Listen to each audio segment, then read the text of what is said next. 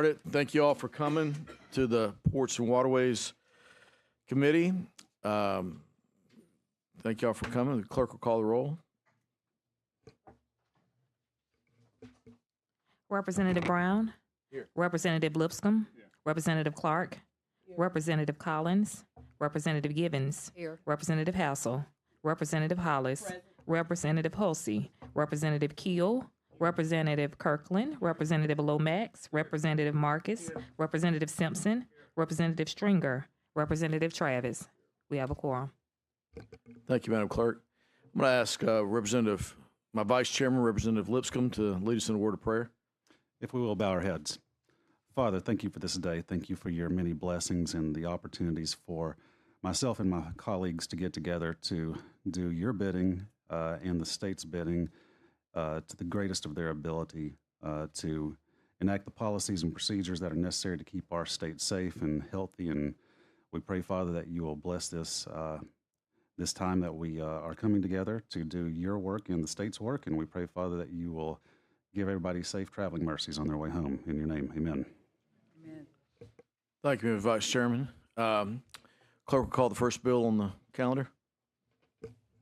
HB 247 by Representative Stanridge.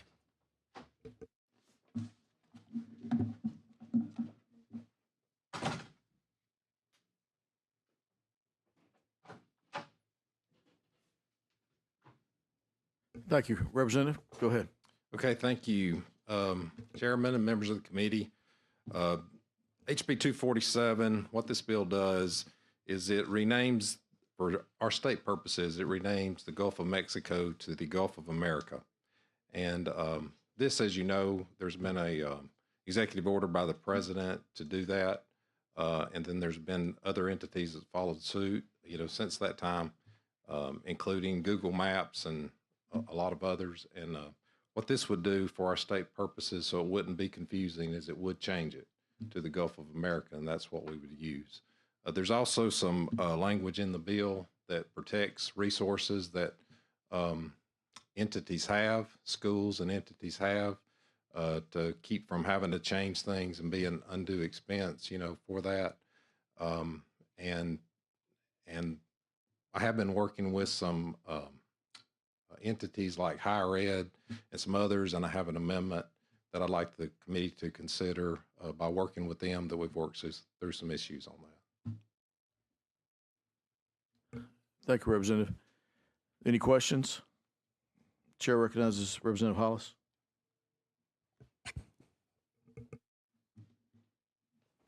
How you doing, sir? I'm doing well, thank you. There's a few things that I want to say about the Gulf of Mexico, and I wish I could sing. If I could sing, I would be up here first starting out saying, America, America. And I say that because each and every one of us that's sitting here today is pro-American.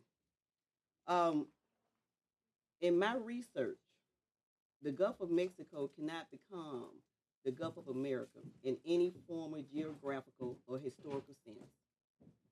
The Gulf of Mexico is a well-established name for the body of water bordered by the United States, Mexico, and Cuba.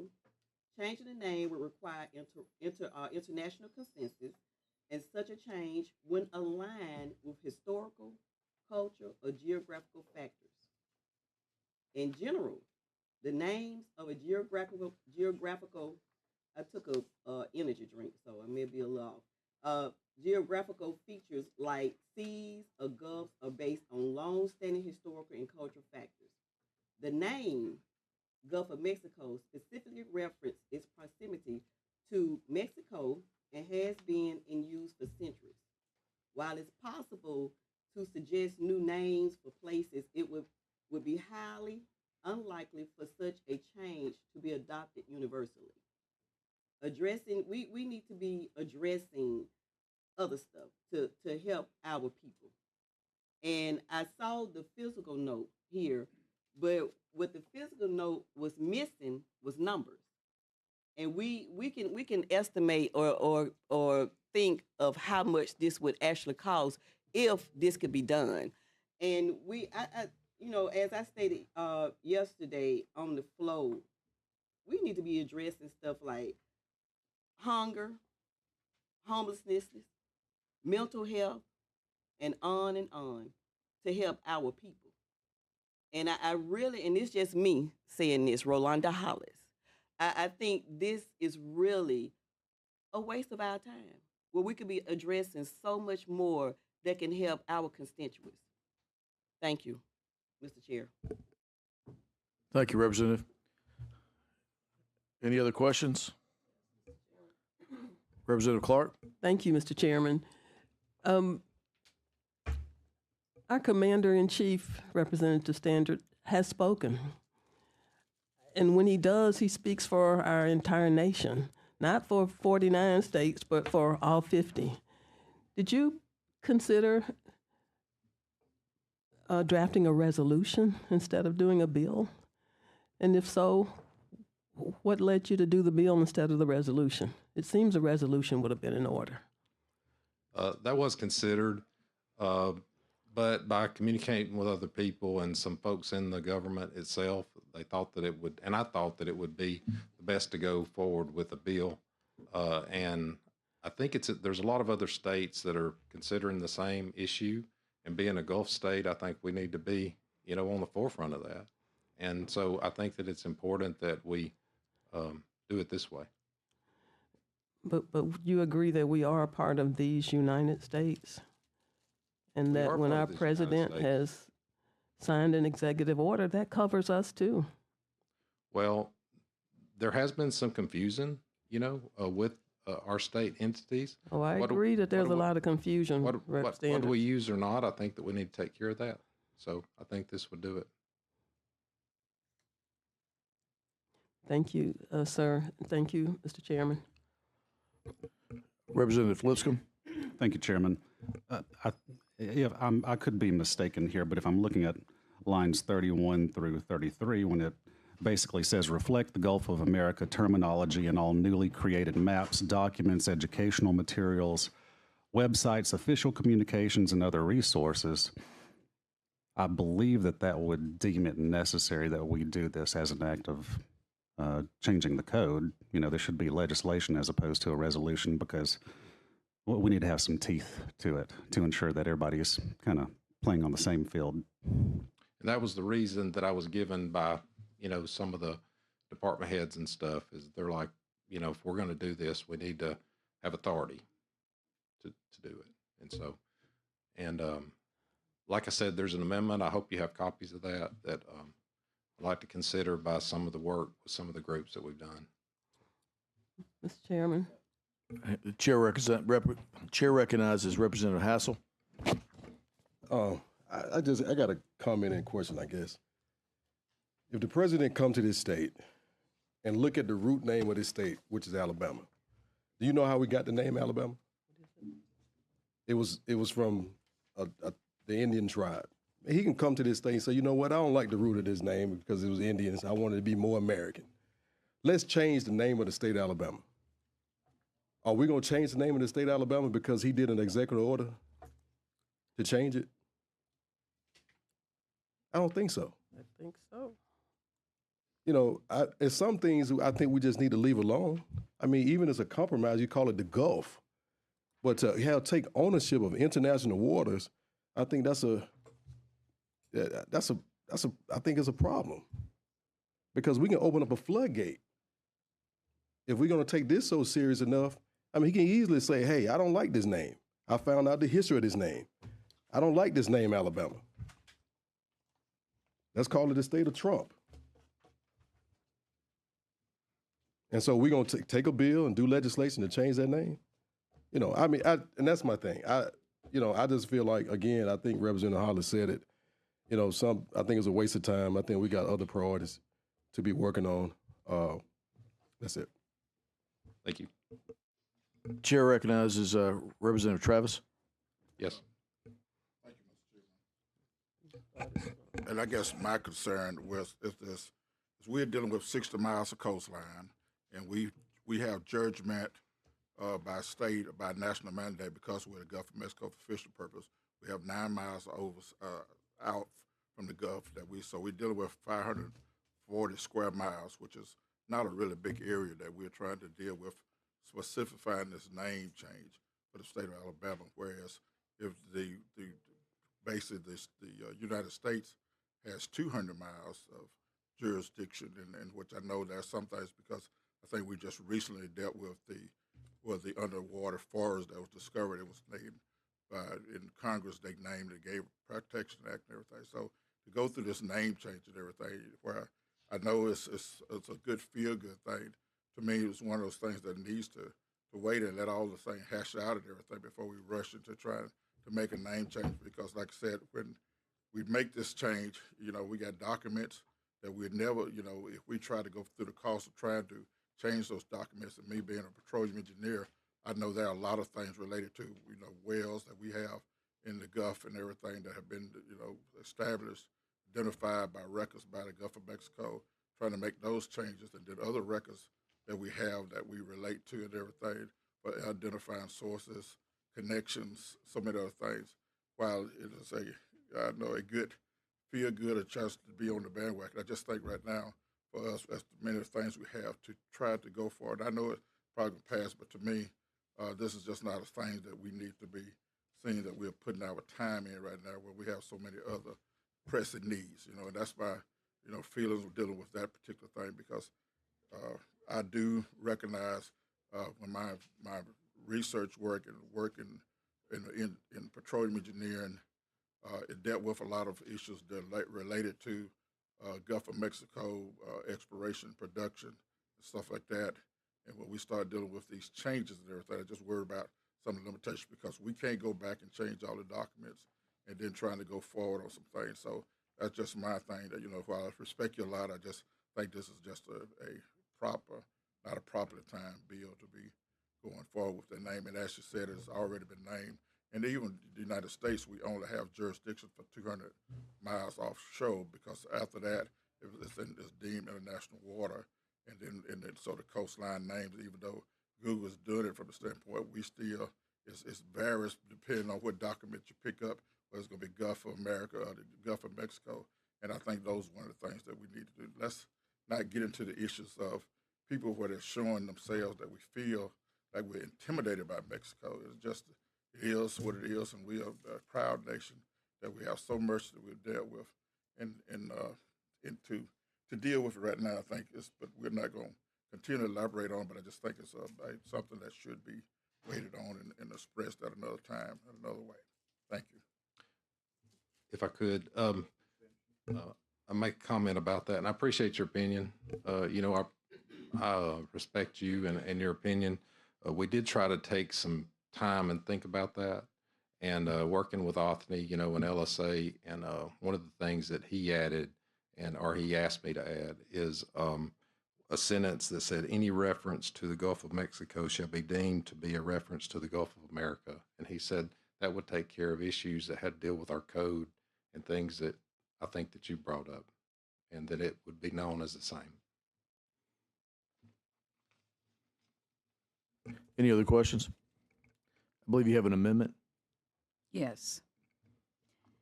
Okay, replace line 21 on page 1 with the following. Section 1A. This act shall be known and may be cited as the Gulf of America Act. B. For all purposes within the state of. Replace lines 41 through 42 on page 2 with the following. Compliance would impose an operational or financial burden on the state or local entity and their. Replace lines 44 through 45 on page 2 with the following. Section 3. Nothing in this section shall prohibit a public K through 12 school or public institution of higher education from using the term Gulf of Mexico within a larger course of academic instruction when reasonable for historical purposes. Section 4. This act shall become effective on October 1st, 2025. Could I Thank you. Representative Standridge. Yes, there is an update to that, to the one that you did, and the only update is is on section that the date was changed in one part of the bill and it wasn't in another, so they corrected it on. Okay. Okay, replace line 26 on page 1 with the following. Section 2, beginning October 1st, 2025, all state and local. Any discussion on the amendment? So, Mr. Chairman, Representative Clark? that's what, isn't that not what our colleague read to begin with? So did you not intend? So I'm looking at the amendment, the original amendment here, Representative Standridge, and it says on line 10 on the amendment, replace line 26 on page 1 with the following, section 2, beginning October 1st, 2025, all state and local. Is that not exactly what Representative Givens just read? I don't know that she read that part. I'd have missed it if she did, because there was one that didn't have that, so we had to. Okay, I thought was she just might have making had sure that what she just read was what you intended. Yeah, okay. That was the only thing that I didn't hear you say that part, but okay. Thank you. Any more discussion on the amendment? Do I have a motion on the amendment? Motion by Representative Lipscomb. Second by Representative Marcus. All those in favor say aye. Aye. All those opposed? Okay. Amendment passes. We're back on the bill. Any more discussion on the bill? Chairman, I move that we give it favorable passage. Have a motion by Representative Lipscomb. Second. Second by Representative Givens. Okay, clerk will call the roll. Aye. Representative Brown, Aye. Representative Lipscomb, Aye. Representative Clark, No. Representative Collins, Representative Givens, Aye. Representative Hassel, Representative Hollis, No. Representative Hulsey, Representative Keel, Aye. Representative Kirkland, Aye. Representative Lomax, Aye. Representative Marcus, Representative Simpson, Aye. Representative Stringer, Representative Travis. The ayes have it. Your bill gets a favorable report. Thank you, Representative. Thank you for, Mr. Chairman and members of the committee. Thank you. Thank you. Clerk, call the next bill. Next bill is HB 1 by Chairman Brown. Okay, I'm going to hand the gavel over to the Vice Chairman, Representative Lipscomb. Thank you, Chairman. HB 1 is up by Chairman Brown. There is a substitute. Would you like to explain the bill? Sure. Last year, we passed a bill that's the Seafood Labeling Act, and it requires all seafood in Alabama to be labeled either imported, domestic, or farm-raised, or wild-caught. And so the only thing that was lacking in that is inspections of foreign seafood. And so what this bill does is it's HB 1. It creates a mechanism that you have to have if you deal in imported seafood, you have to have an imported seafood license. Currently, they have a domestic seafood license. So there's 694 of these licenses across the state that have seafood dealers licenses. And so this just sets a license for imported seafood, and all that money goes into a fund to pay for health inspectors for the Department of Public Health. I believe procedurally we'll need to address the substitute and pass that. Sure. And there's a sub, and the main thing that the sub does is on the back page on Section 5, I worked with the Department of Public Health to set forth what their requirements would be on the testing. So we had to lay that out, what they were testing for. The department's labs shall directly administer or contract for methods of sampling, analysis, testing, and monitoring to detect the presence of substances that are harmful to human health, including microbiological contaminants, chemicals, or drug residues in imported seafood products. The type and frequency of such methods shall be determined by the department and may be changed based upon the availability of funding. The department may adopt rules to implement and administer this subdivision. And what that does, it spells out what their responsibilities are, but also leaves open possibility for something down the road that may need to be tested, and they can they could do that at the appropriate time. Do we have any questions or comments relating to the substitute? Mr. Chairman, Yes. so Representative Chairman Brown, Yes, ma'am.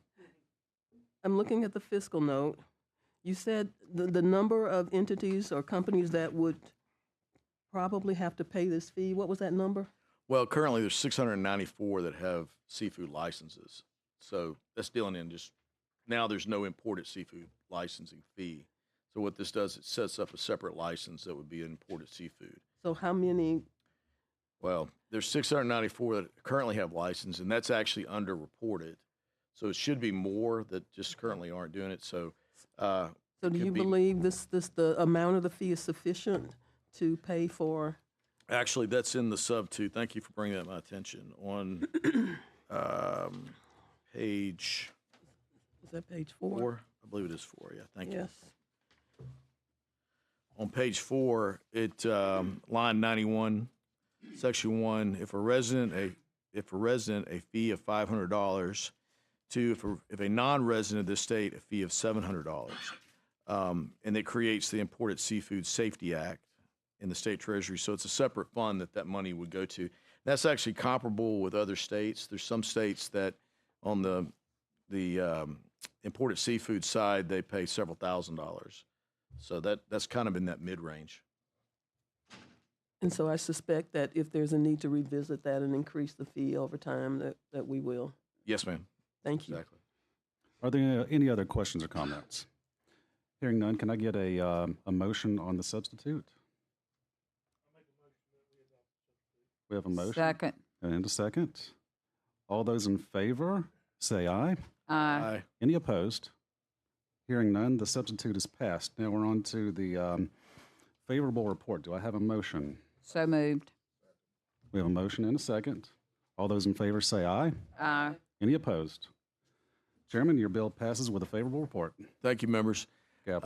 See you, sir. What we're going to do, we're going to gavel out of this meeting.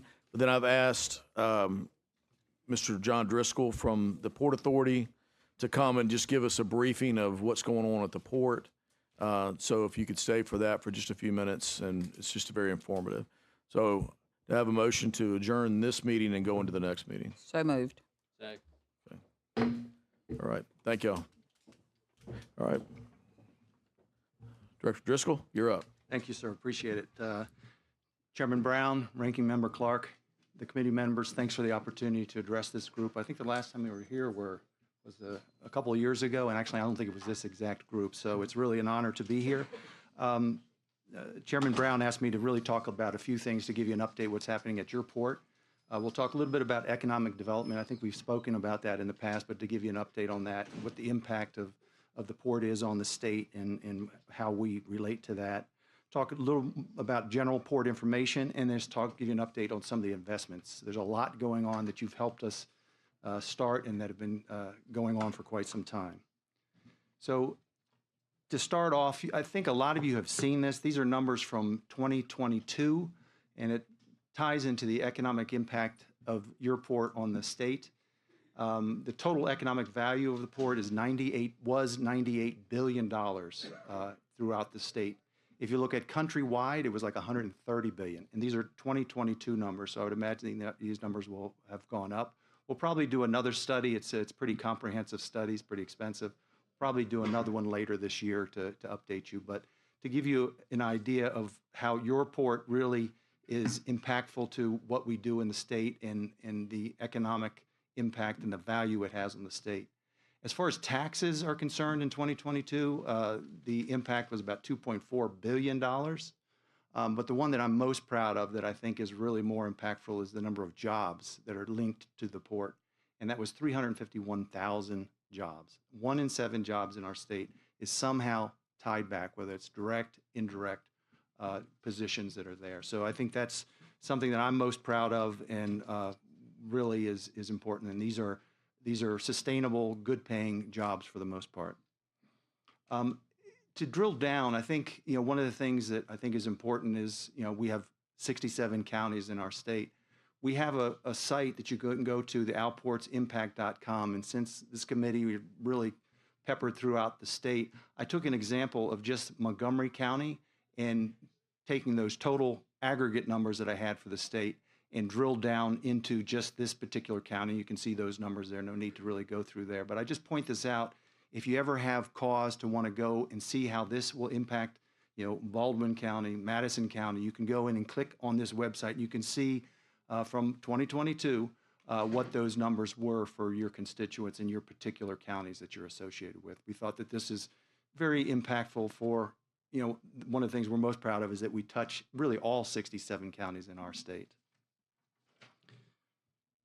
So as far as the port itself is concerned, one of the strong things about our port is the logistics connectivity that we have.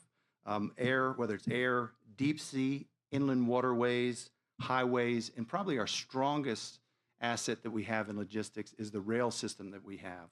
And I'll get into a little bit more of that and some of the strategic direction that we've taken trying to leverage some of that strength that we have in our state in order to move cargo in that method. Some of the industries that we serve, these are just a few of the larger ones that we do because one of the things that we have is we do have a diversity of the types of maritime operations that we have, whether it's coal moving in bulk, steel moving in bulk or containers, or break bulk, automobiles on our new Ro-Ro facility that we have, the containers, which has been the fastest growing container port, or forest products. But there's a lot of other commodities that we have that move through the gateway in the south of the state. And I think it's very important to realize that these are some of the 5 bigger ones that we have, but by no means this is a comprehensive list of what we do. But to give you an idea of the types of things that we do to support the industries, these type of industries and many more. Now, trying to jump into the actual investments that we're doing, I'm going to really just talk about 2 of the geographic areas that we oversee for the Port Authority, and both the lower harbor and the upper harbor. I won't touch on the Theodore and the chemical area that we do down there or some of the inland ports that we do, but I'm going to really focus on 2 of the ones that we're spending quite a bit of resources and assets to really cater to our customers and businesses throughout the state. The first update is on the harbor modernization. That's nothing more than the widening and the deepening of the channel, and that couldn't have been done without the legislative help that we had here in Montgomery many years ago with the gasoline tax that was passed. That was a very tough one, I understand. I wasn't around at the time, so I can't take any credit for that. But it's a $366 million investment.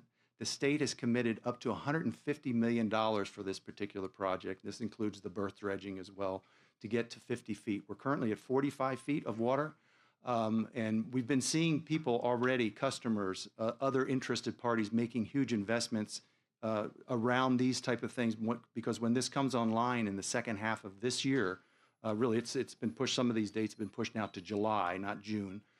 We just got some update on one of the dredge companies. Looks like it's going to be July of this year, but we're on schedule relative to the funding side of it. We're under the budget, and we're just about a month over on the actual when it's going to be ready. But 4 of the 7 phases have been completed. Phase 6 had been pushed to May of 2025. Phase 2B is 92% complete. It's not on this particular graph. And then 2A should be completed in July. That's the one that's been pushed back. They've run into some issues with some of the materials that they're trying to take out of that particular, more clay material rather than some of the other normal sandy type of material that they have. What does this mean for the growth side of the business? So there's really 3 activities in the lower harbor that will be impacted by this deeper water. It's the containerized cargo, the McDuffie Coal Terminal, and the Pinto Island Terminal. We've been focusing on developing and growing the capacity in each one of these facilities in anticipation of the widening and the deepening of the channel. So we're already working on phase 4 of the facilities there to get us from 650,000 20-foot equivalent capacity to the 1 million. That's going to be coming in 2 different phases. The inland, the uplands, as we call it, will be ready in about 8 months. And then the full area that we're filling in some water bottoms, that should be done in a little bit more than 2 years.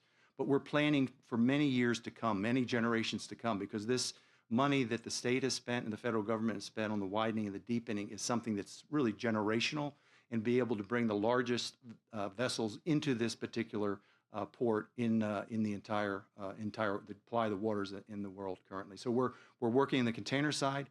McDuffie Coal Terminal, we're looking at doubling the capacity by 2027, and I'll talk a little bit more about that. We've completely shifted over already to the export of metallurgical coal only, and that was done. We handled the last import coal was exported out of that facility for Alabama Power in April of last year. So that's completely done. So we're really focused just on the met coal that comes out of the ground in Alabama. That's some of the finest, best coking type of coal used to produce steel in the entire world. A little bit more on the container terminal and the investments. We've made about $1.3 billion worth of investments into that facility since it's been online. It's a relatively new terminal as far as in the United States. We've invested about $320 million. We've invested $1 billion, excuse me. The APMT, the operator of that facility, has invested about $320 million. That phase 4 I talked about, they just have brought on 2 new ship-to-shore gantry cranes at about $40 million, $20 million a piece. They just came online in July of last year. They paid for those. And that'll get us to the capacity of the 1 million TEUs per year. So we're currently at about 55% capacity. So this will allow us to almost double the capacity once this is brought online within the next year and a half. McDuffie Coal Terminal, as I mentioned before, this is an area that has this facility was initially set up for import coal, for thermal coal, to power a lot of the power plants around the region, Mississippi, Florida, Alabama. As I mentioned, that has basically ceased. A lot of the equipment in this facility really is past its lifespan, had been past its lifespan, so we've been making huge investments for the last 4 years. The total investment we expect by 2027 will be over $200 million. The state has helped with this. Not only are we investing port funds that we generate through our customers who utilize this facility.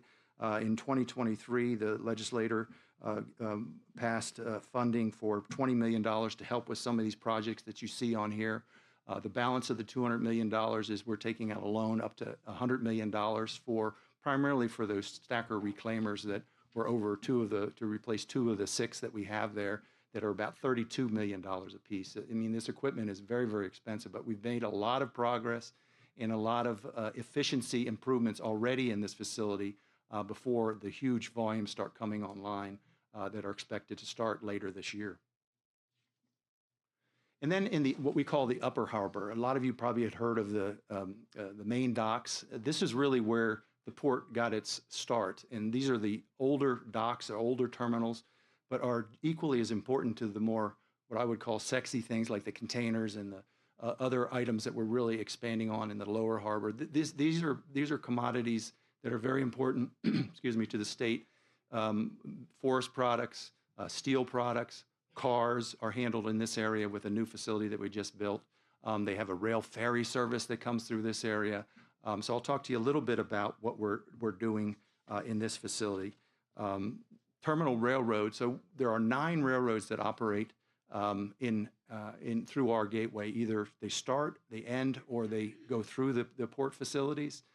We operate a switching railroad that operates about 75 miles of track to basically connect those longer line movements within our gateway. This is a very important component. This has been in business since the 20s, and they're really kind of the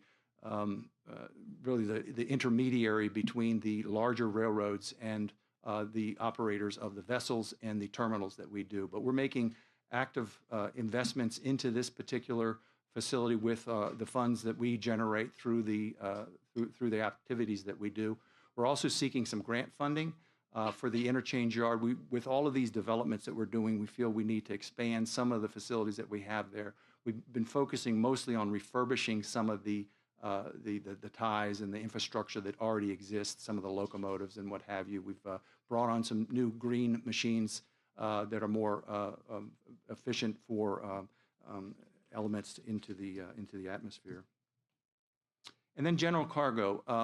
Pier B South, the state helped us with about $10 million in the, I believe it was the 2023 funding, I believe it was, to help rebuild Pier B South. That's about $100 million. That pier goes back to the 20s, and it's basically currently out of service now, and we need to bring it up so we can use it again for handling a lot of the commodities that see there. That's a pulp commodity that's on the picture there, but it's a very important. We have two other piers that we don't have funding for that will need the same type of serious investments to bring it up to standard so we can handle the largest ships that will be coming in there. And then the steel terminal I mentioned, we're just doing some standard crane repairs and purchasing some new equipment and things like that. That's a relatively new system that came, a terminal that came online in 2009. And then I wanted to end really just on what I felt was one of our huge competitive advantages, our rail connectivity. As I said, we have 9 railroads that touch our gateway. You can see in the picture to the left, each color represents one of those 9 railroads. And it really puts us on the map. If you look at, I would say, our biggest competitor from a water transportation standpoint is probably Savannah, Georgia. They have 2 railroads that touch that particular gateway. We have 5 of the 7 Class 1, and a Class 1 is the largest railroads in the United States. We have 5 of those that touch our gateway. So what we're trying to do is to utilize those resources that are already down. The steel rails already exist. And as we're starting to develop a lot of this intermodal business, we've been the fastest growing container terminal in the United States for the last 6 years. And in order to do that, we don't want to necessarily clog the road system. So we want to take advantage of the steel rails that already exist. We don't have any intermodal service, and that's intermodal means taking containers, putting them on rail, and then moving them to destinations. But the Montgomery ICTF is a reality. We're going to break ground next week in Montgomery. It's off of Route 31 there. That'll take about 2 years to construct. CSX is going to be the rail carrier that services that, and that'll be the first entree for the state to have an intermodal facility serving out of Mobile. We currently have a facility up in Huntsville, but that is served by Norfolk Southern off of the east coast of the United States. So this will be the first facility through Alabama's port gateway into Montgomery. That's a real big move for us. We're doing investments in the Mobile ICTF Intermodal Container Transfer Station. APMT is actually investing about $94 million into that facility. We're doing some expansion through there. They're building that out to be able to handle about 450,000 20-foot equivalent units. It's going to be one of the largest facilities in the United States. And what we really see is not only to service Alabama, but to service places like Memphis, Chicago, Indianapolis, Kansas City, Dallas, Fort Worth, those type of areas. We really think that's going to be where some of the real growth will come. And the good news story there, and why we're focusing on this, is to try to keep some of that pressure off of the interstate system, right? Because to build more roads as you get more and more congested, we need to do what we have to do to try to avoid that. And I think this is really going to help with that, because we're putting some money into these facilities throughout. And we've gotten some good partnerships. CSX has been a great partner in this. CN, as a Canadian national, has been a great partner. They're the ones that really started it for business going up to Chicago predominantly. And this is going to really be important for the future of the port's container business, as well as our customers that operate within the state. Decatur is in the planning stages currently. This is for northern part of our state. And really, it hasn't penciled out yet. When we were initially thinking we could do this, it was on a CSX plot of land. We thought the price to do this would have been relatively inexpensive, but it turns out it's like a $15 million initial investment, which we don't have. So we're trying to see how we can do this. We're working with some of the big customers up there to see how much is this something that they do value, that they would love to have it. And all the feedback we get is people really want to see another option.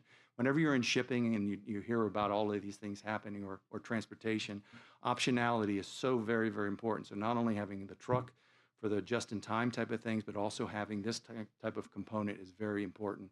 And one of the larger customers up there is who we're collaborating with to see if this really makes sense. And also CSX, the plot of land is on CSX, piece of property in Decatur that is already a rail facility up there, but not for containers. And then finally, I wanted to show you, this is what the facility will look like in Montgomery that we're going to be breaking ground next Thursday of next week. This took a lot of time and effort to get this done. This is federally funded primarily. This particular project is about $90 million. Federal funding is about $60 million through the Alabama tax credit. The CSX is the sponsor of that. We currently have $9 million dedicated to that. We're going to be asking for another 2.5 for that probably this year or next year. And then the port will be paying the balance with some of our revenues that we generate for this. We think, the customers that we talk to on a regular basis, we think this can move on the rail, take it off of I-65, move on rail. It could be upwards of 20, 30, even 40,000 containers, TEUs, on an annual basis. So that's a lot of truck traffic that you can take off the road. And all of them are very interested in this because the way we look at this is a relatively short haul, right, from Mobile up to here. It takes 2.5 hours to drive in a car. On the train, it'll be a 9 to 10 hour train ride. But the train would leave on a Friday on the evening and get there the next day, so it'll be available for our customers the next day. So it really almost serves the same purpose. It gives them an extension of what they have already in Mobile as far as the container facility. So this is something that a lot of our customers in this area are very, very excited about. And this is one of the areas when we announced that when we purchased about 272 acres now 3 years ago, I think it was. There's been over $3 billion of investment, other investment, right around this facility, whether it's for domestic production or for some of this international type of cargo that we're doing. So people see that this is going to bring real value to what they do in the area. So with that, Mr. Chairman, that's the update I wanted to provide. I'd be glad to take any questions if you have any. Any questions for Director Driscoll? Yes, sir. Right. So it would be really Pensacola and then Mobile, west, yeah. But, they're moving the West Mobile Airport down to downtown, so. Yes, it's right there. I mean, we're right in the flight path. I'm one of the flight paths. Yeah. We need the same. You need to attract some of the budget carriers, yeah. Mr. Chairman. Representative Clark.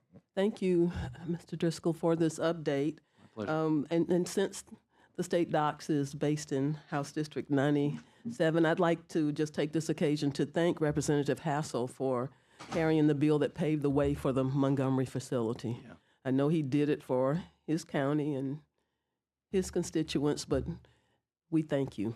For sure, thank you. And I'm going to be depending on you to give me a ride to the ribbon cutting, or the groundbreaking, since I do not know where I'm going. The roll-on, roll-off facility, is that what we call it for the vehicles? Yes, ma'am. So I think I saw that the capacity is, and I hope I'm not bringing up a sore spot, is 150,000 vehicles, is that per year? Did I read that correctly? It's about, yes. And I know that that's been a goal to increase. Right. How are we doing? Not so great. I'm sorry. I didn't mean to bring up a sore spot, but I was interested in knowing. No, yeah, we have we're doing some domestic movements for a large domestic manufacturer, American company, that's coming in from their facilities in Tennessee down to our facility on rail, and then it's going out for local distribution, so it's a local distribution. That's not what it was designed for. It was designed for international movements. We are handling some business from Mexico that are Mexican finished vehicles for, I think that was a Nissan, and it was an American company again, Ford, coming into that facility. But it's really currently underutilized. It's not having the real volumes that we can handle. We're probably doing 1/10 of what we could do, 1/15 even. It depends. It kind of goes up and down. So we have car manufacturers in Yes. this great state of Alabama that obviously are not. Is there anything we can do as a legislature to help? We've got very close with a few of them. One that's not too far from here, and one in Vance, Alabama, that are very interested. This business is a little difficult. They have long-term contracts with shipping lines, is how they do it. That's who controls where the ships go. And those don't come up until, well, that particular one doesn't come up for another year. So we're working. Another year, another 1 year? Right. They generally do 3 to 5 year contracts. Okay. So it's close, and I think they have interest. You know, the one thing that we have through our particular gateway is you need to get those ro-ro carriers to call the port, and they've been very pleased when they call the port because the facilities are new and they're fluid and they have rail connectivity as well as the interstate system that we have. So, but I'll take you up on that if we think that you can assist us for sure. I'll get our capable chairman Yes. to lead the way, and Okay. I'll follow him. We can Great. get it done. Thank you. You said that we're seeking grant funding to do to make railroad improvements. Or is that federal grants? Federal, yes. Okay. Yeah. Thank you. Thank you. Appreciate it. Thanks for all your support, ranking member. Any other questions? Okay. Well, let me just say too that Alabama is incredibly fortunate that we've got really a rock star team at our port facility, and Catherine, if you'd stand up, I don't know if you know Catherine Reeves, that does the governmental affairs for them. She is just a great source and does an amazing job, really does. And I want to thank Director Driscoll though, because in order to do this job correctly, you've got to be like a big picture guy and look outside of just Alabama and the port. And he's really he's focused on growing the port and getting, increasing our shipments going in and out of the port. And you're just doing a great job, and I appreciate your leadership. Thank you, sir. So, all right. Thank you all. Thank y'all for coming up. Y'all have a good night. All right. Thank you.